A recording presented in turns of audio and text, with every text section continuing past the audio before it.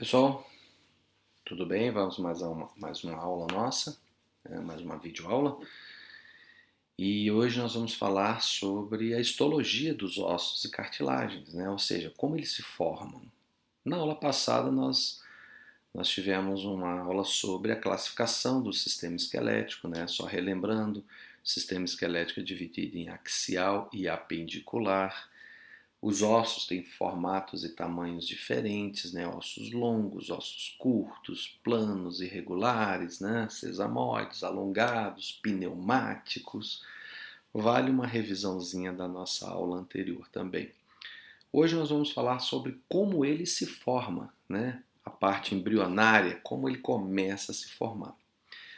E vamos começar, nada mais justo que começar pela própria cartilagem, ou seja, o tecido cartilaginoso. A cartilagem ela faz parte das articulações, ela une ossos, né? Ela pode ser dividida em simplesmente tecido cartilaginoso, mais o tecido cartilaginoso com líquido sinovial, né? E eles formam as articulações. A articulação cartilagínea ou cartilaginosa, quando se tem só cartilagem hialina. Articulação sinovial, quando se tem cartilagem hialina mais líquido sinovial. Então, o tecido cartilaginoso é um tecido especializado, é um tecido conjuntivo especializado, que mantém uma certa flexibilidade e tem como função dar suporte a tecidos moles, revestir superfícies articulares onde absorvem choques entre os ossos, né? Facilita o deslizamento entre eles, né? E tem uma característica especial na sua formação. Vamos a ela, né? Aí você tem a imagem do nosso tecido articular. Observe, ele é uma peça anatômica, ele é branco, né? Liso e tem uma função, ele tem essas características porque ele vai permitir o movimento. Entre esses ossos ele vai estar preenchido por líquido sinovial que reveste todo ele e uma membrana, uma cápsula que vai proteger a articulação e manter o líquido preso lá dentro. A nutrição, né? Por ser um tecido especializado, ele é avascular. Então a nutrição vem de pequenos capilares que passam dos ossos do tecido ósseo para a parte cartilaginosa mais interna e externamente ele vai ter a nutrição pelo próprio líquido sinovial, né? Então, o tecido que envolve a cartilagem, o tecido ósseo, a cápsula, a membrana, libera transmissões de capilares, né, para ele, e ele vai sendo nutrido de baixo para fora, ou seja, de dentro para fora, de baixo para cima, digamos assim. E na parte articular dele, né, ele é nutrido pelo próprio líquido sinovial. Dá uma olhada lá, você está vendo que ele é fixado, a parte cartilaginosa, ela reveste o osso, né? Então a parte óssea vai nutrindo de dentro para fora e o que você está vendo aí agora, que a parte externa é nutrida pelo líquido sinovial quando tem, né? Tá aí o nosso líquido sinovial. O líquido sinovial ele é translúcido, ele é claro, transparente. E ali você viu que na seringa está vindo uma substância com uma coloração diferente, né? O líquido sinovial é altamente nutritivo, mas nessas condições nós podemos levar à conclusão de que existe um processo inflamatório dentro da articulação e deixa ele com essa característica. No próximo slide você vai observar que o líquido vem carregado com sangue. Isso é chamado de hemartrose. Isso indica que houve lesão. Tanto esse slide com essa característica do líquido sinovial quanto o próximo indica que o líquido tem alterações que merecem cuidados, né? A função do líquido é lubrificar, nutrir, né? E isso acontece quando as articulações têm grande mobilidade. Nós não temos a presença de líquido sinovial em articulações imóveis, como as fibrosas, por exemplo, né? Essas não têm líquido sinovial. Elas têm um tecido fibroso, é uma articulação totalmente diferente. Tá aí a imagem, né, da punção. Ele está retirando o líquido sinovial. Observe que o líquido sinovial está vermelho porque existe sangue dentro da articulação. O tecido cartilaginoso é um tecido especial. Ele é desprovido de vasos linfáticos, né? Ele é desprovido de nervos, né? Então, quando você começa a sentir dor na sua articulação, provavelmente você já teve a lesão da cartilagem e agora a parte óssea, né, da epífise, do osso ali, propriamente dito, que é altamente vascularizada e inervada, já está sendo afetado. Então a dor ela é muito mais do osso do que da própria cartilagem. E ela é uma matriz flexível, porque ela se molda às pressões do corpo, né? Envolvida por uma bainha conjuntiva, o pericôndrio, que vai ajudar a nutrição, ao desenvolvimento também dessa matriz.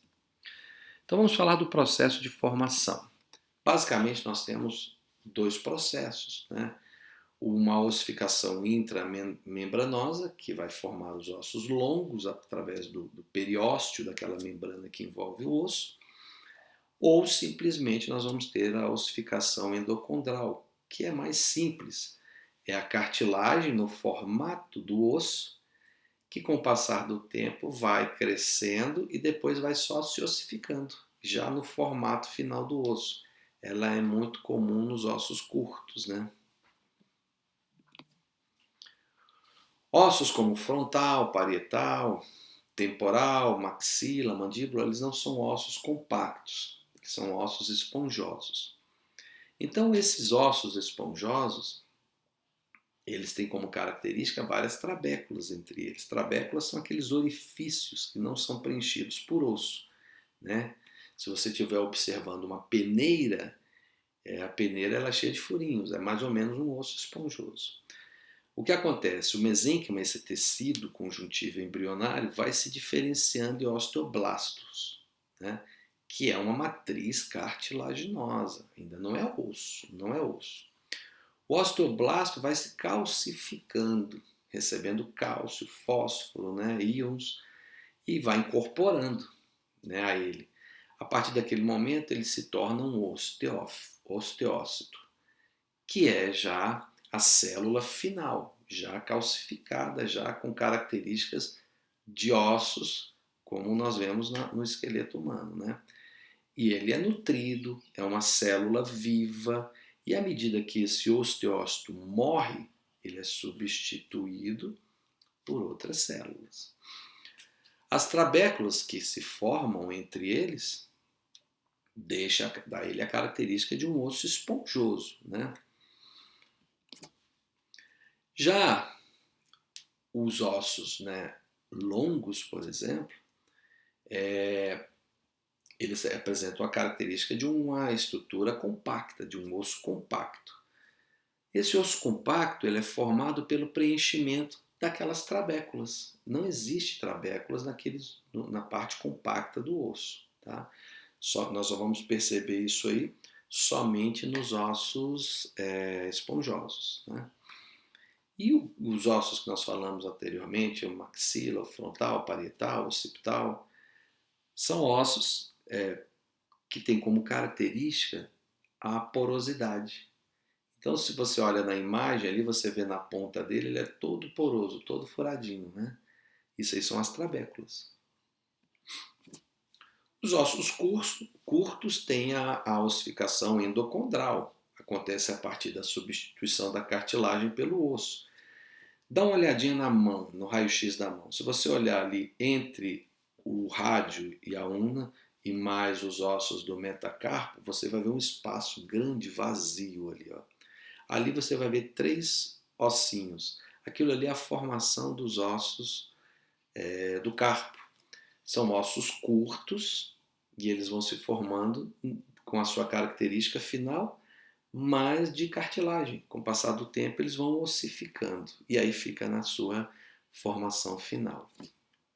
Os ossos longos são diferentes. Os ossos longos, eles têm uma cartilagem, né? Você pode observar aí as epífises, que são aquelas cartilagens que estão nas extremidades dos ossos, né? Então olha lá nos ossos da falange para você ver que ali no pezinho de cada ossinho da falange, o osso longo da falange, tem um ossinho menor. Entre eles nós vamos ter a epífise. Essa cartilagem, ela permite o crescimento ósseo dos ossos longos. Isso faz com que no futuro ela também desapareça, porque ela não vai permanecer, uma cartilagem que vai desaparecer.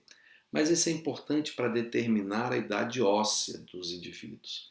Então, os jovens que apresentam ainda epífise nos ossos longos, essa cartilagem epifisária, digamos assim, ainda pode crescer mais.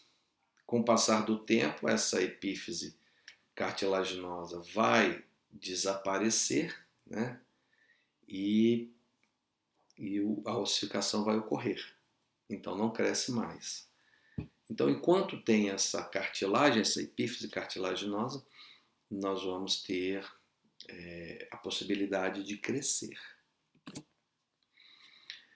O que acontece muito é o desenvolvimento dessa membrana vascularizada, que vai, com o passar do tempo, recebendo capilares, vai sendo nutrido cada vez mais, e aí nós vamos ter a origem dos osteoblastos, que vai também ser favorecido pelo aparecimento do periósteo, que é aquela membrana altamente vascularizada que reveste os ossos longos, né? Isso aí ajuda bastante no direcionamento que o osso vai crescer. É importante lembrar que existem situações em que os ossos crescem mais rápido, os ossos longos, principalmente de membros inferiores, da tíbia e do fêmur. Quando eles crescem rapidamente, o músculo não dá conta de acompanhar. E é o que acontece, a famosa dor do crescimento. Isso diminui à medida que os músculos também vão se alongando, mas durante esse período é normal que a criança agora, o jovem, né, o adolescente, reclame bastante de dor. Então, vamos chegar à epífise, que é justamente as extremidades do osso longo. Nós temos duas epífises e uma diáfise, né? E a epífise, ela é um osso trabecular, é um osso esponjoso. Já a diáfise é um osso compacto, porque ele vai suportar peso. A epífise é importante, ela é esponjosa, pela própria característica nutricional dela, né? Porque ela vai estar conectada justamente com a parte cartilaginosa. E também é importante justamente pela distribuição da carga, porque nós vamos estar distribuindo essa carga em ângulos diferentes, né? A parte da haste do osso longo, que é a diáfise, essa é compacta. Então, justamente compacta porque ela recebe muita pressão, que é o peso do corpo humano. E é justamente nessa diáfise que nós vamos ter ali a medula, né, o canal medular, né? Com o passar do tempo, nos ossos longos, a cartilagem epifisária vai desaparecer. Olha só como funciona o crescimento do osso longo. A matriz, né, o pericôndrio, que é aquela matriz original, é revestida depois por uma membrana, que é o periósteo, que você está vendo ali amarelinho, envolvendo a terceira imagem, né, a terceira célula, digamos assim. E a partir dali do periósteo, né, que vai envolver o osso longo, nós vamos ter a ossificação dos dois centros, formando as epífises.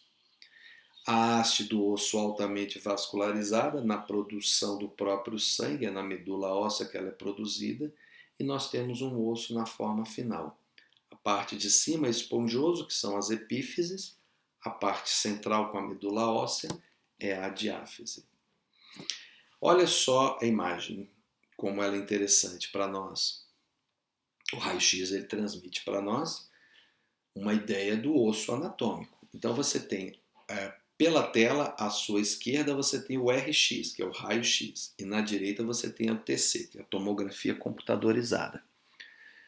São duas imagens, né, que utilizam raios iônicos, né, a técnica de ionizada, né, quer dizer, o raio-x. Só que nós temos a forma de interpretar diferente. A setinha, tanto em um quanto o outro, mostra a epífise, né? É a cartilagem epifisária. Ou seja, nós estamos falando de uma criança, de um jovem, que ainda não tem a sua formação óssea completa. Mas observe no TC que existe, que você não viu no raio-x, mas na tomografia computadorizada, você vê algumas setinhas bem no meio da tíbia, que indica uma fissura, uma fratura, um trauma por estresse. Nós temos o nanismo, que é a característica da má formação dos ossos. Então, o que seriam ossos longos não adquiriram a característica normal de um osso longo. Olha qual a diferença deles. Parecem ossos curtos, realmente. E aqui nós temos uma imagem, ela é chamada de epifisiólise. E observe essa imagem, vê se você consegue identificar essa diferença que está acontecendo aí. Para os profissionais que lidam com a saúde, a imagem ela é uma ajuda muito grande, né? Então eu já vou lhe dar a resposta. De frente você tem o quadril com o fêmur, né? Nós estamos falando de um homem, né? De um jovem, de um rapaz, mas olhando o fêmur esquerdo, que é a sua imagem do lado esquerdo, parece estar tudo bem, mas olha a imagem do lado direito agora. Você vai observar que ele está bem encaixado, né? O quadril está bem encaixado, mas a epífise de crescimento se deslocou. Como ela é cartilagem, ela se deslocou. Isso é chamado de epifisiólise. Isso é muito comum, principalmente na alteração hormonal. Quando isso acontece, o tratamento é feito com uma fixação. Um pino atravessa o osso para fixá-lo. E aqui é importante, hein? A fixação vai ocorrer na outra perna também. Sabe por quê? Para que as pernas cresçam iguais. A perna que foi fixada com parafuso cresce mais do que a outra. E aí a última curiosidade, digamos assim, está relacionada ao crescimento, né? Aquele crescimento ósseo que nós falamos no início. O quadríceps é fixado na tuberosidade tibial, e aí você tem uma setazinha dela ali. Como o osso cresce demais e o músculo não acompanha o crescimento, ele vai criando resistência a esse crescimento. O que acontece? Ele vai puxando a sua fixação. Ali você está vendo o osso sendo arrancado. O músculo está rompendo, saindo e levando a sua fixação óssea junto. Olha lá as epífises de crescimento ainda presente, quer dizer que ainda é um jovem ainda, né? Já na sua fase final, deve estar lá com seus 14 anos. E é interessante, tanto para a educação física quanto para a fisioterapia, não se alonga o quadríceps nessa situação, viu? Pessoal, fiquem atentos às atividades que serão postadas para vocês no AVA, tá bom? Um forte abraço e até o nosso próximo encontro, quem sabe já presencial, se Deus quiser. Um abraço.